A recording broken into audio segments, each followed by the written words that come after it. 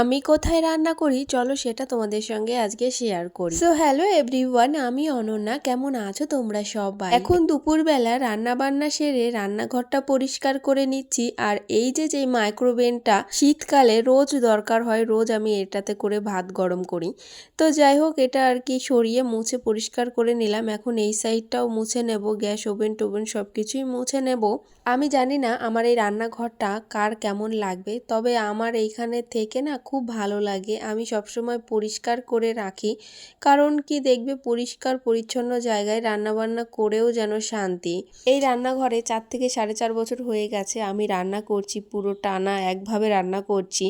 রান্না করতে করতে এই জানালার এই সাইডটা একটু কালো কালো হয়ে গেছে। রান্না বান্না করার পরে রান্নাঘরটা যতক্ষণ না পরিষ্কার করব ততক্ষণ যেন ভালোই লাগে না। আর শুধু রান্নাঘরই না, অন্য কোনো কাজও এরকমটা মনে হয়। তো যাই হোক, এইদিকে দেখো এই যে এই জায়গাটা করে আমি রান্না করি। তো খুবই অল্প জিনিস আছে আমার এই রান্নাঘরটাতে।